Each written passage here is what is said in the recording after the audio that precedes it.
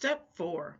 Create a query using query design, which is where we went earlier. Remember, we went to create, and then we went to query design. And from the clients table, display the client's first name. So we don't need the property sheet right now. I'm going to go ahead and close that. All right.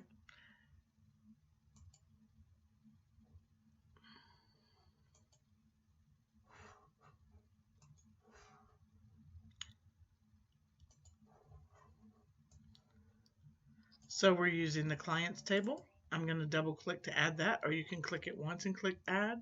And we're also going to use the accounts table. And since we have both of those, I'm going to close and enlarge my table.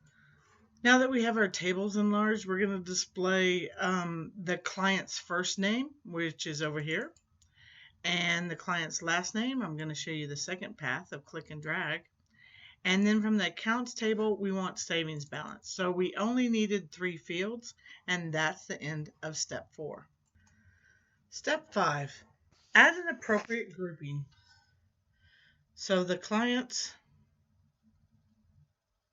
total retirement savings account balance, so we're talking about this third column here, are displayed. Add a sort for the highest total savings balance. Okay, let's start with making sure that we have a total retirement. And what I do is just, click in your fields down here and then come up to design, and we want to add totals. When we click totals, you'll see that it will add a row right down in here. We have field, table, sort, show, and criteria.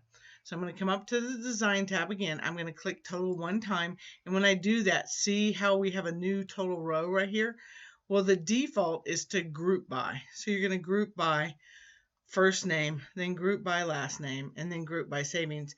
But it's asking us add a sort for the total savings balances and make sure that those totals are displayed first.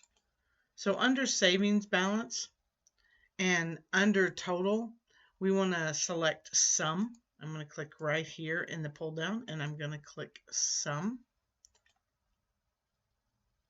And then since we want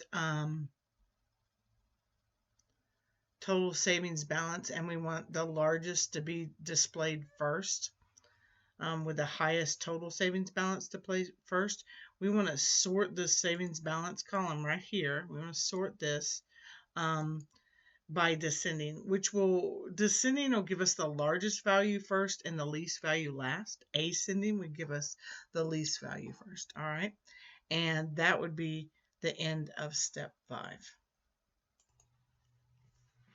Step 6, switch to datasheet view, and we do that by coming over here to the view, and we are on design view right now, and we want to go to datasheet view. It looks a little bit more like Excel, rows and columns, and add a total row displaying the count of the last name and the average of the total savings. All right, so we're going to add total, and that gives us a total down here in the bottom.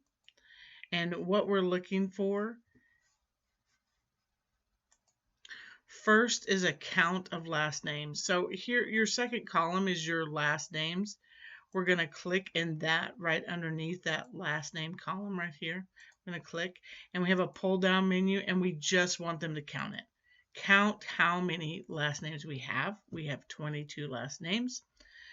And the average of the total savings balance. So here's our sums of savings, and we want a total, but we want an average. So we're going to click in the total row again, and we have our wonderful little pull down menu, and we want to select average. It's asking us to save the query as total balances by client. And I just copied that total balance as a client, and I came up here to query 1, and I'm going to right click and say save. And when I do that, it gives me a save up dialog box. I'm going to put my copy pasted total balance by client in there and say OK. And when I do that, I'm going to right click my query. I saved it already, right? So now I'm going to close it. And we now have 2 queries in our all access objects. And that is the end of step 6.